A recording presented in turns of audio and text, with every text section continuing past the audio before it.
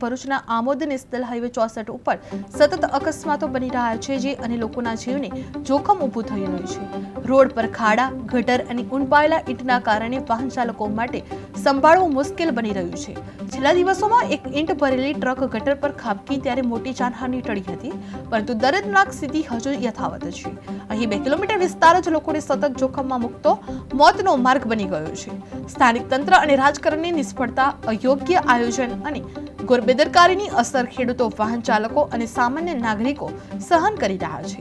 કોંગ્રેસ સહિત અનેક સંસ્થાઓ દ્વારા આ મુદ્દે રજૂઆતો અને આંદોલનો કરાયા હતા, છતાં કાર્યરત તંત્ર હજુ જાગ્યું નથી। લોકોની સુરક્ષા માટે તાત્કાલિક કામગીરી, કડક તપાસ અને ખાડા ગટરો પૂરવાની ફરજિયાત કાર્યવાહી અનિવાર્ય બની છે। નમસ્કાર દર્શક મિત્રો, સમસ્યા તમારી, ખબર અમારી કે ટીવી ગુજરાતી ન્યૂઝમાં આપનું હાર્દિક સ્વાગત છે।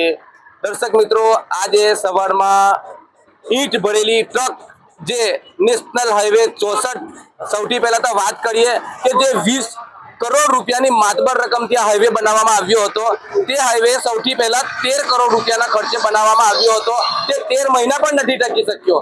ત્યારબાદ એને ફરી 7 કરોડ રૂપિયાના ખર્ચે બનાવવામાં આવ્યો, તે 7 મહિના પણ નથી ટકી શક્યો। તેની અંદર આ રસ્તાની ઉપર શિયાળુ હોય, ચોમાસું હોય કે ઉનાળુ હોય, ગમે તે સિઝન હોય, તેની અંદર અહીંયા આગળ અવારનવાર સાધનો ફસાય છે। કરોડો રૂપિયાનું લોકોને નુકસાન થઈ ગયું હશે, પણ હજુ સુધી તંત્ર કુંભ નિંદ્રામાં છે અને આ નેશનલ હાઈવે 64 ની ફક્ત 2 કિલોમીટરની કામગીરી વ્યવસ્થિત કરવામાં નથી આવી, જેને લઈને અવારનવાર રોજ અકસ્માતો સર્જાય છે। ત્યારે આજે સવારમાં એક ઈંટ ભરેલી ટ્રક અહીંયા ખાબકી હતી। આપણે કેમેરામાં જોઈ શકીએ છીએ કે આ ખૂબ જ મોટો ઊંડો ભૂવો પડ્યો છે। હવે અહીંયા આગળ ભૂવાની તો કોઈ નવાઈ જ નથી રહી, કારણ કે તમે જોઈ શકો છો કે આ એક ભૂવાની આગળ બીજા 4 ભૂવા છે, જ્યાં આગળ લોકો જોખમી રીતે મુસાફરી કરવા માટે મજબૂર બન્યા છે, પરંતુ હજુ તંત્ર દ્વારા કોઈ પણ જાતની ગટરોની ઉપર મરામત કરવાની, જે રિપેરિંગ કામગીરી કરવાની અત્યાર સુધી કામગીરી હાથ ધરવામાં આવી નથી। રોજ અહીંયા આગળ નાના મોટા અકસ્માતો થાય છે, કેટલાક લોકોના રસ્તા ઉપર જીવ પણ ગયા છે। આપણે જોવો કે અહીંયા આગળ નાના વિદ્યાર્થીઓ પણ જીવના જોખમે મુસાફરી કરી રહ્યા છે।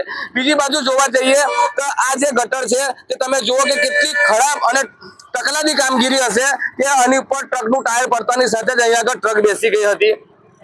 વધુની અંદર આપણે જોઈએ છે કે 24 કલાક આ ધમધમતો નેશનલ હાઈવે 64 કોઈ ગુજરાત મોડેલ કહી જ ના શકે તેવો નેશનલ હાઈવે 64 અહીંયા આગળ આમોદમાં તમને જોવા મળી જશે। વિકાસ ફક્ત કાગળ ઉપર જ થાય છે, કારણ કે કેન્દ્ર સરકાર, રાજ્ય સરકાર, નીચેથી ઉપર સુધી ભારતીય જનતા પાર્ટીની સરકાર છે અને આ 20 કરોડ રૂપિયાનો ભ્રષ્ટાચાર થયો છે, તેની અંદર હજુ સુધી આની તપાસો જ છે। બસ કાગળ ઉપર માત્ર તપાસ અને તપાસ જ છે। ટ્રિબ્યુનલ કોર્ટ ગાંધીનગર સુધી આની ફરિયાદો નોંધવામાં આવી છે, પરંતુ આજ દિન સુધી નથી કોઈ અધિકારી પર કે કોન્ટ્રાક્ટર પર પગલા લેવામાં આવ્યા। બસ ફક્ત ને ફક્ત માઇકો લઈને આને સજા કરી દઈશું, તેને સજા કરી દઈશું, આ કાર્યવાહી કરીશું, પેલી કાર્યવાહી કરીશું, પરંતુ ક્યારે એ કાગળિયા, ક્યારે અત્યાર સુધી ગાંધીનગર ટ્રિબ્યુનલ કોર્ટમાં પણ એ કાગળ ગવા છે, અમારી પાસે પણ એ આધાર પુરાવા છે। સરકાર આની ઉપર પગલા ભરે તેવી નગરજનોની, વાહન ચાલકોની, તમામ લોકોની માંગણી છે, પરંતુ એ પગલા ક્યારે ભરવામાં આવશે હવે તે તો આવનાર સમયમાં જ જોવાનું રહ્યું, કારણ કે અહીંયા આગળ કેટલાક લોકોના જીવ પણ ગયા છે, વાહન ચાલકોને ઘણું બધું નુકસાન થયું છે। હવે જોવાનું રહ્યું કે આ નેશનલ હાઈવે 64 ઉપર આ ગટરોના ખાડા ક્યારે પૂરવામાં આવે છે, કોઈનો જીવ જશે ત્યાર પછી કે પછી કોઈ મોટું અકસ્માત સર્જાશે। ત્યારે જાવેદ મલિકનો રિપોર્ટ, કે ટીવી ન્યૂઝ ગુજરાતી।